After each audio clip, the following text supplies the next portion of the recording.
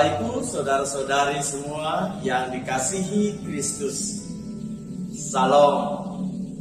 Semoga oleh cinta Tuhan kita Yesus Kristus, Bapak Ibu, saudara-saudari semua mengalami pemeliharaan yang sempurna dari Dia yang kita muliakan.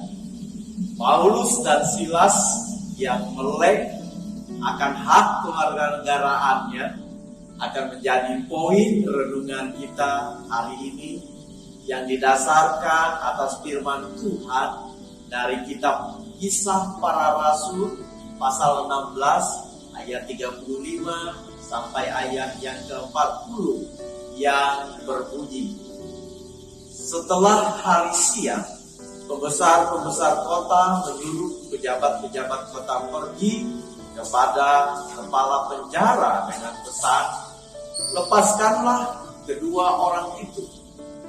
Kepala penjara meneruskan pesan itu kepada Paulus. Katanya, pembesar-pembesar kota telah menyuruh melepaskan kamu. Jadi keluarlah kamu sekarang dan pergilah dengan selamat. Tetapi Paulus berkata kepada orang-orang itu, tanpa diadili, mereka telah mendera kami, warga negara Roma, di muka umum, lalu melemparkan kami ke dalam penjara. Sekarang mereka mau mengeluarkan kami dengan diam-diam. Tidak mungkin demikian. Biarlah mereka datang sendiri dan membawa kami keluar. Pejabat-pejabat itu menyampaikan perkataan itu kepada pembesar-pembesar kota. Ketika mereka mendengar bahwa Paulus dan Silas adalah orang Rum, maka takutlah mereka. Mereka datang minta maaf, lalu membawa kedua rasul itu keluar dan memohon supaya mereka meninggalkan kota. Lalu mereka meninggalkan penjara itu dan pergi ke rumah Lydia. Dan setelah bertemu dengan saudara-saudara di situ dan menghiburkan mereka, berangkatlah kedua rasul itu.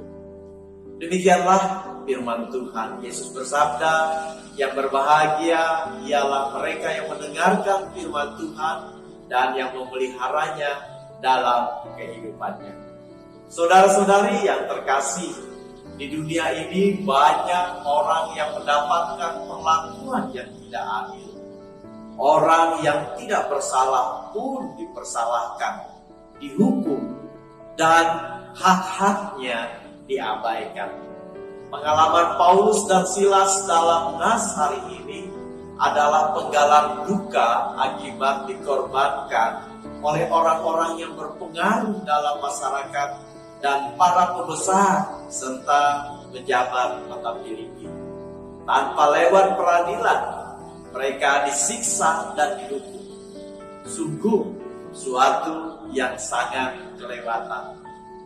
Terlepas bahwa Tuhan melindungi mereka, Paulus dan Silas sebagai warga negara Romawi secara kelahiran tidak terima atas perlakuan itu. Paulus dan Silas yang melek akan haknya meminta pertanggungjawaban dan penjelasan dari pembesar kota Filipi atas apa yang mereka alami. Para pembesar kota akhirnya datang meminta maaf atas tindakan mereka yang salah dan meminta untuk meninggalkan kota Filipi. Untuk beberapa saat tidak ada yang mengganggu Paulus dan Silas sehingga mereka dapat menjumpai orang-orang percaya di kediaman Lydia.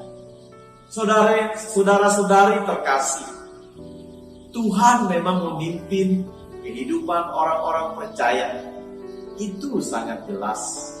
Namun bukan berarti bahwa hidup kita akan terlindungi penuh bila kita masa bodoh dengan hak-hak kita sebagai seorang warga negara yang dilindungi oleh hukum negara. Perlindungan akan lebih kita rasakan apabila kita melek dengan hak kewarganegaraan kita. Cerita Paulus dan Silas hari ini memperlihatkan kepada kita bahwa pada satu sisi Allah menyertai setiap pekerjaan baik anak-anaknya.